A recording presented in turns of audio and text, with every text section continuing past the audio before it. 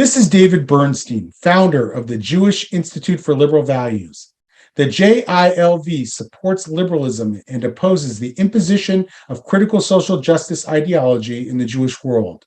Check us out on jilv.org and subscribe to the SpeechCast wherever you listen to your podcasts.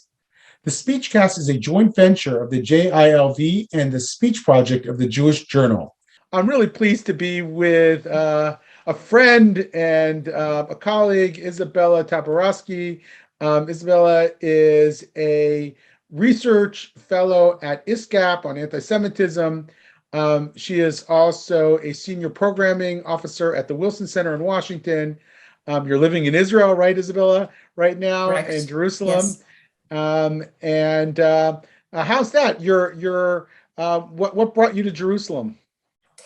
So I came here sort of taking advantage of the remote work opportunity, which came with Corona. And I came here to do research that I've wanted to do for a long time. There is a library in Jerusalem, the Israel National Library, I think it's called, where they really have all of the books that I need. And of course, my topic is Soviet anti-Zionism and contemporary left anti-Semitism. And I spend my books reading Soviet anti-Zionist tracts, which I can't call it joyful, but it's really intellectually stimulating and exciting. Wonderful. So we've talked about your view on the collectivist idea within the Soviet Union, within other communist countries, perhaps China as well. I'm wondering how you look at, given that history of yours, your personal history, and also your sort of worldview, how you look at the present moment in the United States and the West, the present ideological moment. Well, look, I think that I don't feel that we are in any kind of a definitive period yet. I think we're still in a transition period from what I used to view simply as a classically liberal kind of Western American society to something else. And what this something else is, we still don't know. And we use the term, what is it? What is the term that we just discussed? Successor ideology? Successor ideology. I think that we're still on its way, and maybe it hasn't quite formulated itself yet. Maybe there are still some battles that we need to fight out, because it seems to me that, a year ago, it seemed like the woke ideology, for lack of a better term, right? The woke were kind of winning the culture war. Today, perhaps it's less so certain. I mean, there's been a pushback, and there are some articles being written now about how maybe it's kind of waning. I'm not so certain, because I do think that people who bring this ideology with them are true believers. They're very radical, and people who acquire this kind of political beliefs that rise to the level of faith, really, they rarely give up. Because it constitutes the core of their being, and it gives them a sense of purpose. And so I don't think that the battle is over. I think that there is some defensiveness, that we've seen with regards to critical race theory, but I think that there'll be a regrouping, and I think there'll be more battles to fight. But what I see people doing is, talking about fighting for classical liberalism and a sort of defending what was and attempting to return it. I don't think that we can return to what was. I think that whatever happens, it will be something different. Yeah. So what my theory, and I want to try it out on you, is that we, I think the forces of liberalism are winning in the polls, and I think that the election results we saw, not just in Virginia but around the country, are proof of that Americans, and not just white Americans, but really Americans of all ideological and of all ethnic stripes, really do not like this ideology, don't want to be walking on eggshells. So it's repudiated at the polls, but it's very hard to get institutions to disassociate themselves. Many, particularly in the wake of George Floyd, made some commitments. They maybe hired a DEI director, let's say, and they basically allowed that person or that group or that persons to dictate how their organization was going to think about issues of diversity and pluralism and the like. And now, even if they are taking a second look at it and saying, well, maybe we went too far, maybe this ideology is taken too hold, it's very hard for themselves to let go. It's what I think the writer Jesse Sengal called identitarian deference. They've deferred, they've sided on the dotted line, and now they can't get out. What do you think about that? Look, I think that makes a lot of sense purely on an institutional level, because once an institution commits to a position, to a person, and it's particularly optics are really important in the current environment, and diversity, equity, and inclusion sound really excellent. And so once you have committed to that, it's hard to then divest from that, because if you divest, then the optics are also bad. It is as if you are against, all of the things that I think we all agree on and aspire to. And I think that it's just that, as we've seen, the implementation of these ideas becomes really pernicious and very, very toxic. That's the problem. But the optics, I think, is what will prevent people from doing it. And I think that in the end, what will happen is that those who disagree with these values will have to create their own institutions. And I think that what's interesting, I've been thinking lately, noticing how, there are people, kind of prominent, well-known journalists and content providers moving to other states, right? Moving from the coasts, for example, to Florida or to Texas, or moving from New York to Florida, partly because they feel that they don't like the way the states handled the COVID and how they continue to handle COVID. And partly, I think that once they move there, I just think it's interesting that some of the, I wonder if it might not create a shift away from where we know cultural production has been really concentrated until now, which is on the coasts, and particularly, New York City, right, California, LA, San Francisco. If maybe that will begin to change, if maybe cultural production will also start moving elsewhere with these people, that would be really interesting to see. I think that's a process that would be really interesting. Mm. Yeah, it might really change the political dynamics over time, social dynamics over time. Fascinating. So you've really studied very closely anti-Semitism. You've also obviously studied the former Soviet Union and the collectivist mindset.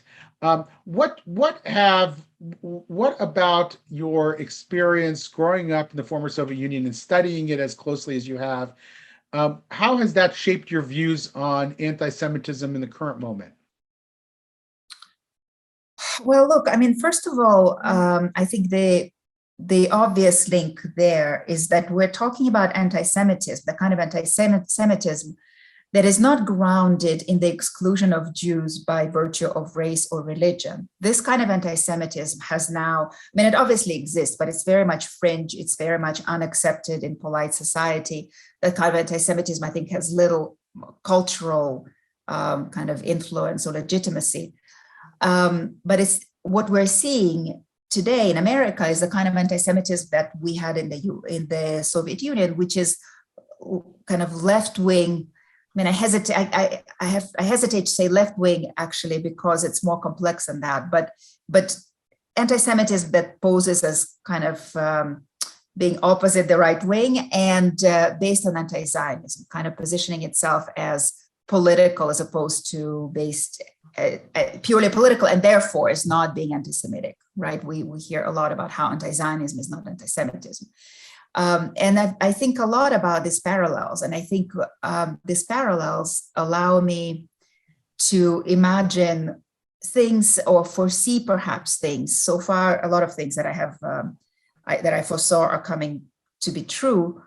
That third and fourth generation American Jews don't necessarily foresee or expect, because they are comfortable and used to making parallels with World War II or Hitler's Germany. And as long as anti-Semitism does not remind them of, Nazi Germany, then I think they feel comfortable. And I just think it's very dangerous. Yes. So in what way does this version of anti-Semitism that we're starting to see in parts of the progressive left, in what way does it resemble, or in what way might it be dissimilar from the Soviet-style anti-Semitism that you knew? Well, the one way in which it is different is that it's not state-driven, right? In the Soviet Union, it was state-driven and imposed from above. And this is what's so interesting about the current moment to me as I watch it, is that this ideology spreads, just like the woke ideology, by the way, right? And whatever, for lack of a better term, cancel culture. Nobody is imposing it from above. It's sort of spreading through grassroots.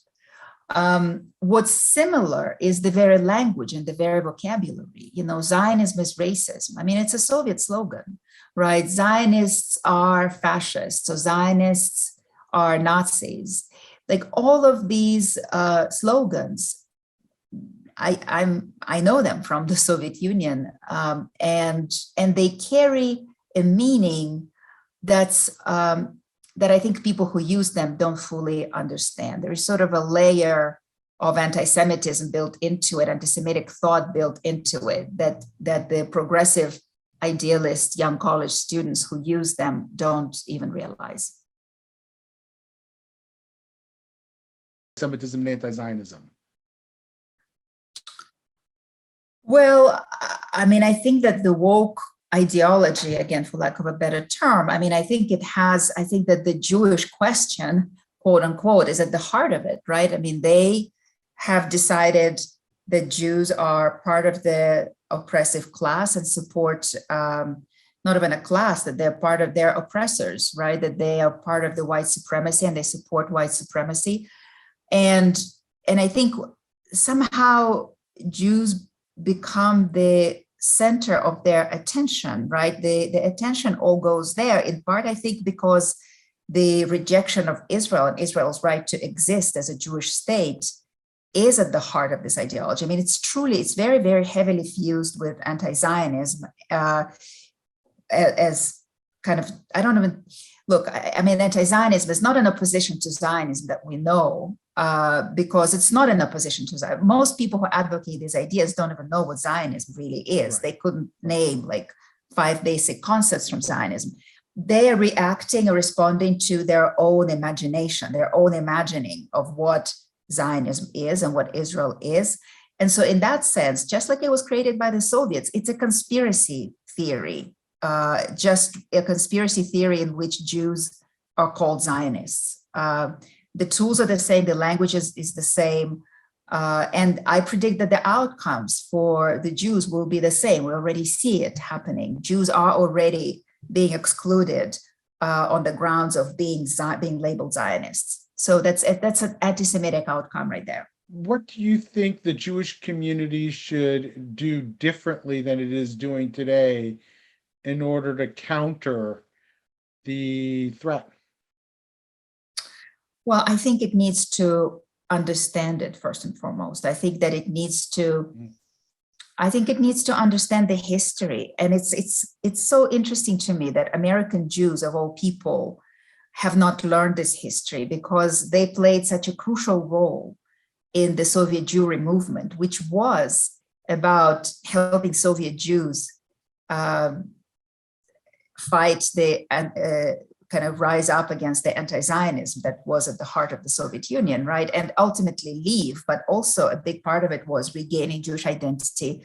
And so I think that part of the reason American Jews are not making this link is that during the Cold War, it was all called anti-Semitism, right? It was all referred to, we talked about Soviet anti-Semitism, American, and if you read history books or even coverage, a lot of times people didn't bother making that distinction, anti-Semitism versus anti-Zionism.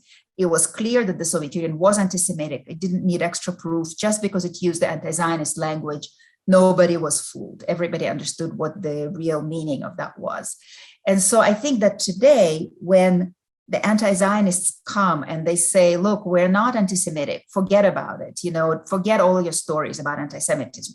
We are simply anti-Zionist. And for some reason, American Jews buy into it. They don't challenge it. They don't see a couple of steps ahead to understand the meaning of this. If they allow it, what will happen to them?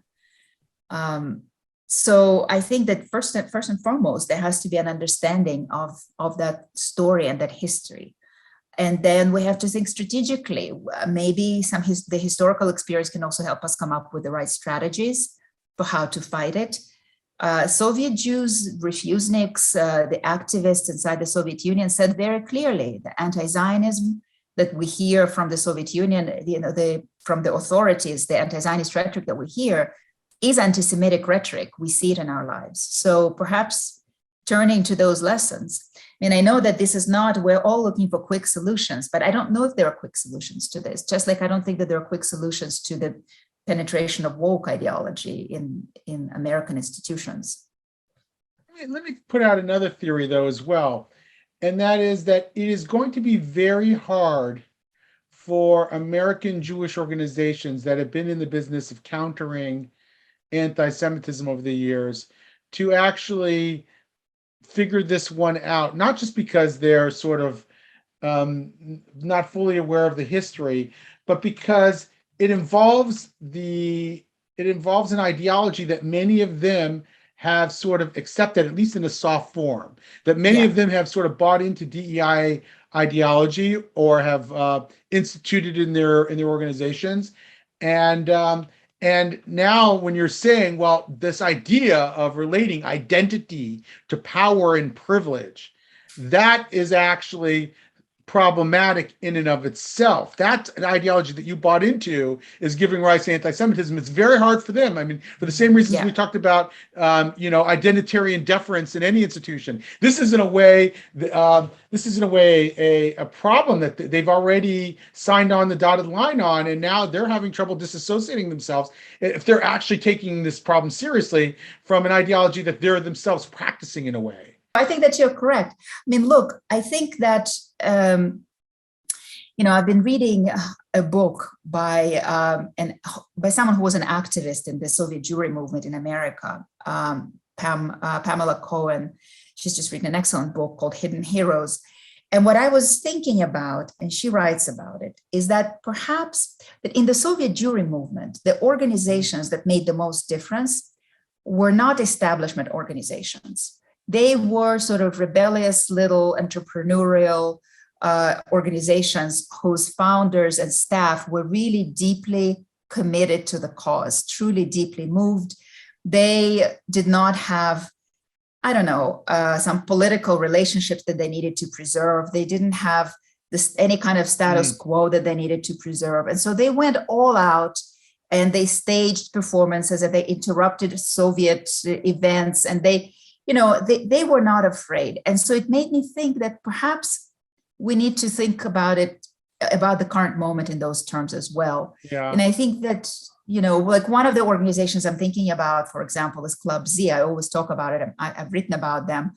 It's a small shoestring budget organization that was founded by former Soviet Jews as well. And once they realized that the establishment was not teaching their kids what they wanted them to know about Jewish identity and Zionism and Israel, they just began doing it themselves, and they're doing really, really well, and they're capturing people's attention. I think that perhaps that's what's going to happen. What do you think?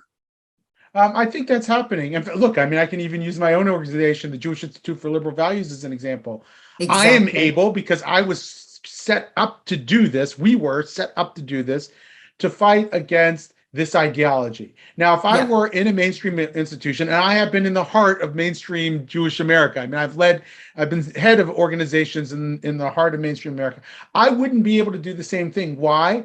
Because I had a set of stakeholders that's too ideologically diverse to allow us to actually fight an emerging threat on one side of the political spectrum or another. So I think, for example, it's also harder to fight certain center-right threats that might emerge as well, because they're worried about upsetting a certain donor and the like, maybe a Trump donor. So you can't really talk about Steve Bannon on the right. Right. And now that we have a threat of woke ideology on the left, it's very hard for those institutions to fight that as well, because they're going to upset their stakeholders on the center left, whom should understand the threat, Yeah. but don't want to, or don't want to downplay it more than they should, or are Yeah. scared that by emphasizing the threat on the left that they're going to be empowering the right, which I think is exactly wrong. I think actually, if you don't deal with your own backyard, then you're going to actually you're going to actually empower the other side. Um, Yeah.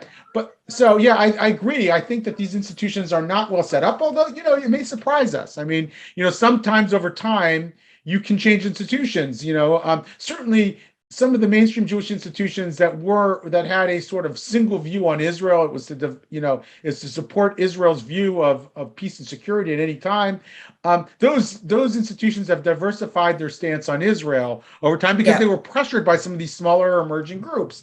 I think the same can be done here over time too. That you can see a change in those mainstream institutions, but it's going to take a while for that to happen.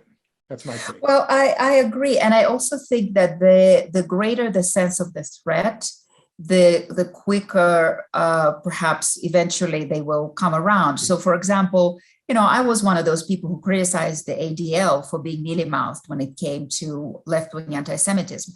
And I think they have become a lot better. I think that I see them really hitting things, kind of hitting left anti-Semitism when it shows up in a really hard way. So yeah, I mean, I think that there is hope for sure, but unfortunately, yes, I mean, it means that the threat is now that it cannot be ignored. I think that the confrontation between Israel and Hamas in May and what followed, right, the nearly pogrom-like atmosphere in the streets and on social media, I think that opened a lot of people's eyes. Yes, yes. I suspect it has. And the question is, can mainstream Jewish groups divest themselves of some of what they might have been doing or continue to do around diversity, equity, inclusion that may be a factor in the fueling of anti-Semitism?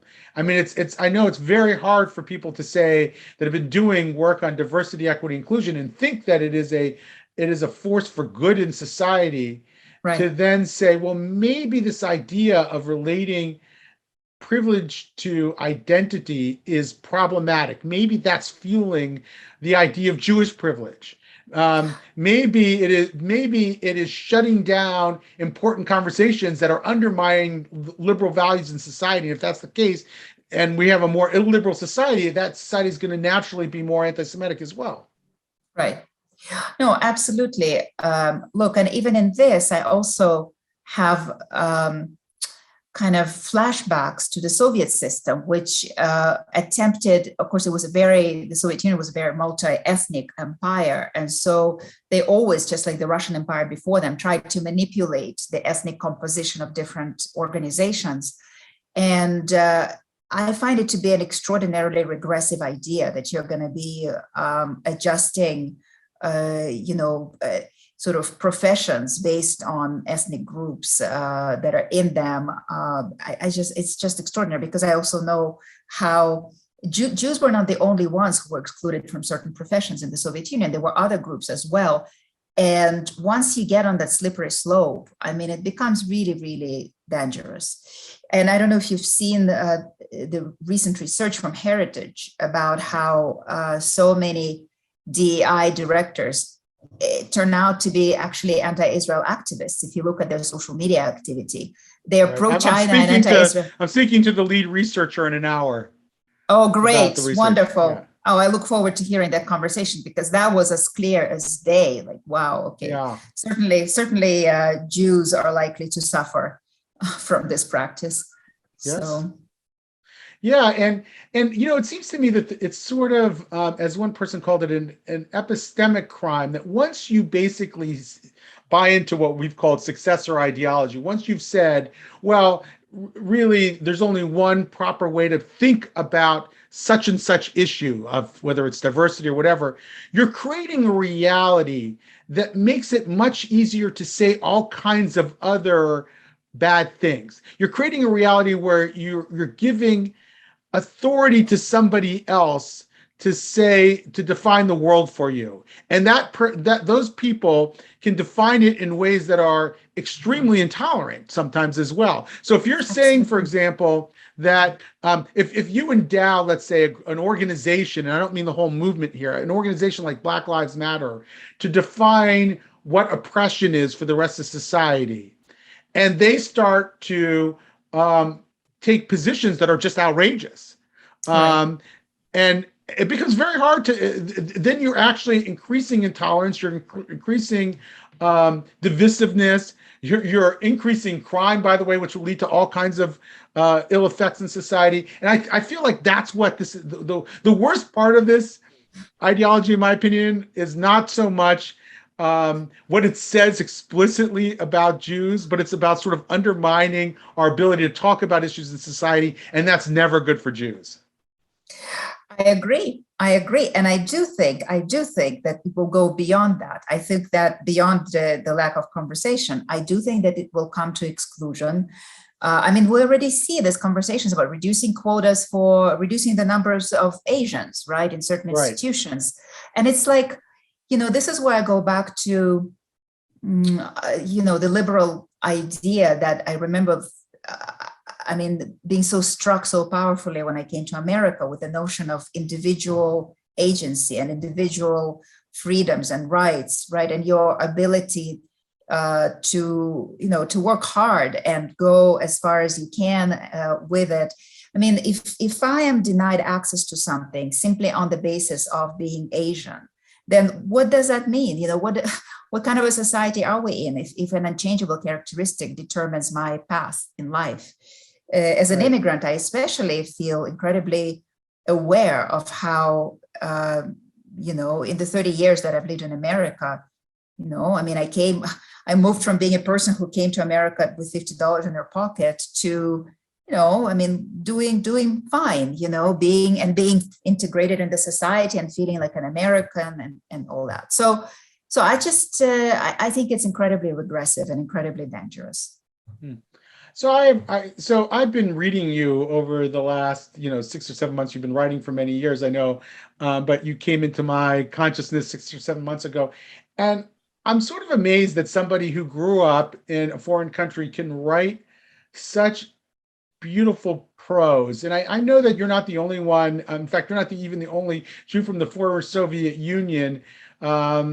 Who Maxime Schreier also just writes like incredibly well for somebody who, not just for somebody, for anybody, and you do too. And I'm struck like how you work to develop that facility in the English language where you not only speak beautifully and so forth, but you can write and put out a lot of writing. How did you develop that? Oh my gosh, David. Well, first of all, thank you. You know how to find your way to a writer's heart. Right. I'm speaking the truth. No, I appreciate it. First of all, for honesty's sake, I should say that I do get copy edited anyway, but everybody gets copy edited. I now understand. Right. Even native speakers get copy edited. Look, honestly, I think the more you do it, the more experience you get, the more you understand what words to pull in, what phrases work. I still feel a lot of times hopelessly like a non-native speaker. Sometimes I write a sentence and I think, my gosh, I can't tell if this is right or not. But I don't know. Look, I think in a way, I think it's either the writing is a kind of thing that if you're, it doesn't depend on the language, that it's a way of formulating ideas and a way of phrasing things. And if you can do it in one language, you can do it in the other. And it's just a question of learning grammar. Translation. Yes, in a way, not always, but in a way. Yes. No, you're terrific. Well, I appreciate this conversation. I think you bring really a unique set of experiences and ideas to this discussion, and and I hope, and we didn't really get into this, but I'd like to eventually use this as an opportunity to bring in more Jews from the former Soviet Union into this conversation. I know you're doing some work around Zionism, and I think also sort of the broader reality of what's happening in America. I think Soviet Jews in particular have so much to offer in that conversation. I feel like we should be leveraging those voices better. We do, and so I look forward to working with you and doing that in the coming days. Thank you so much, David. It's always great to talk to you and to be on your program, and I look forward to continuing.